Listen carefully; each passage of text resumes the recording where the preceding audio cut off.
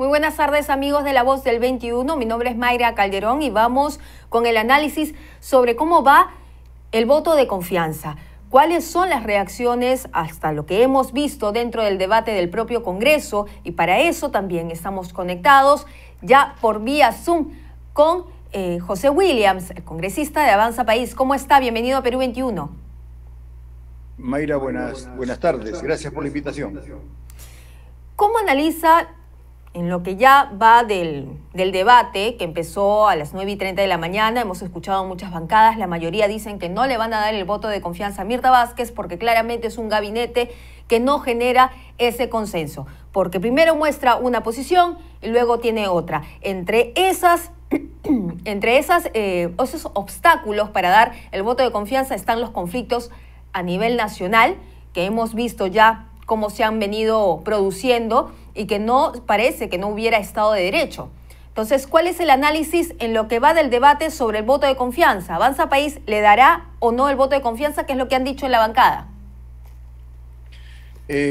Ciertamente, ya deben faltar un par de horas para que termine el debate y se pueda hacer la votación. Nosotros en Avanza País somos críticos de la forma como se va manejando el gobierno, y en asuntos como que el presidente dice algo y luego un ministro dice lo diferente, no se desenganchan del asunto de la Asamblea Constituyente y el referéndum, le colocan otro nombre, pero no hay nada claro al respecto de ello. Asimismo, no estoy de acuerdo yo en lo personal con lo que ha sucedido ahora con pasar al retiro a dos comandantes generales sin que estos hayan tomado conocimiento antes del asunto, y eso es algo que va contra la institucionalidad de las Fuerzas Armadas. Sobre este tema, congresista, de pasar a dos comandantes a situación de retiro, ¿se les ha explicado a estas dos personas por qué? ¿Cómo se les notificó? Y si el Ministerio de Defensa ha dicho algo al respecto.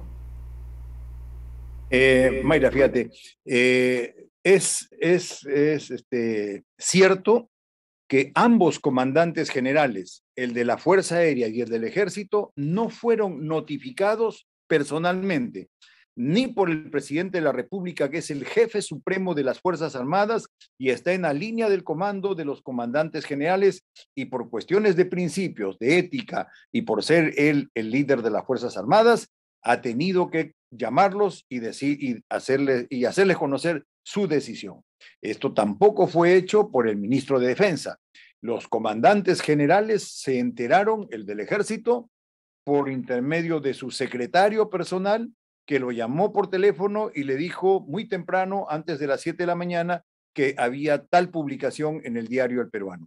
Y tengo entendido que el comandante general de la Fuerza Aérea se encontraba en una comisión en el aeropuerto o ya volando a hacer un trabajo de su institución, ¿no? Unas tareas de las que tiene, y ahí también se enteró de que lo habían pasado al retiro. Eso es agraviar a las Fuerzas Armadas, eso va contra la Constitución, contra la institucionalidad. Además, ellos tenían nombrados solamente 3 meses, solo 3 meses de estar en funciones, y han sido relevados. Es por ello de que la Comisión de Defensa para el día de mañana ha citado al ministro de Defensa a las 3 de la tarde para que nos dé una explicación, ¿no?, en qué circunstancias pasan al retiro a estos dos comandantes generales. Y el otro asunto por el cual hemos pedido también la presencia del ministro de Defensa es para que nos explique en qué se sustenta la resolución suprema 191 de este año, en el cual dispone que las Fuerzas Armadas salen a las calles a trabajar en el control del orden interno. Un asunto que ciertamente no es técnicamente no es conveniente por una serie de razones, entre ellas es la preparación de los hombres, el tipo de armamento, la misión que ellos cumplen. Es muy diferente a lo que hace la Policía Nacional.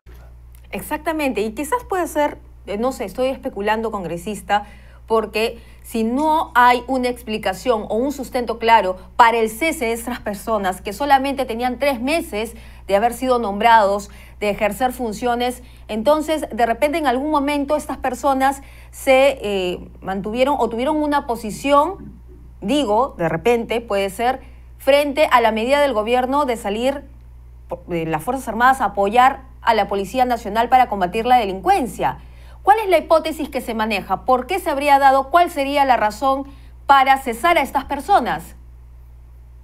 Yo creo que eso va a ser muy fácil de poder averiguar. Mañana vamos a tener las explicaciones del ministro de Defensa y luego, obviamente, los comandantes generales van a hacer su descargo, ya van a ser personas que están en la situación de retiro, civiles, y como tal podrán ellos también decir cuáles son las razones por las que creen que los han pasado al retiro. Hay especulaciones al respecto, yo prefiero, y que tienen que ver probablemente con lo que te acaba de decir, probablemente con ascensos también, ¿no? Que no hayan estado de acuerdo con ciertas imposiciones. Bueno, eso está dentro del ámbito todavía de las especulaciones. Cuando el ministro nos dé la explicación que corresponde y luego podamos conversar también con los ya ahora oficiales en retiro de la Marina y Fuerza Aérea, que fueron comandantes generales, podremos tener una idea más completa. ¿Y qué pasa, ya para terminar, congresista, si es que el ministro de Defensa no convence a la comisión con sus explicaciones? ¿Qué pasará en ese sentido? Bueno, yo no quiero adelantarme, Mayra, a ello.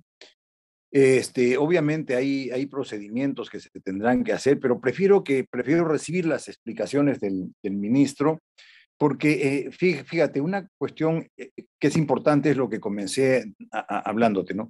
Y es de que como jefe supremo de las Fuerzas Armadas, el presidente de la República ha tenido que llamarlos y decirle, señor general, voy a prescindir de sus servicios, ¿no? Por tal razón, o a las finales, pues le dirá una razón que él cree conveniente, pero no puede ignorarlos y hacer que ellos se enteren ni siquiera por terceros, sino porque les informaron que lo habían leído en el peruano.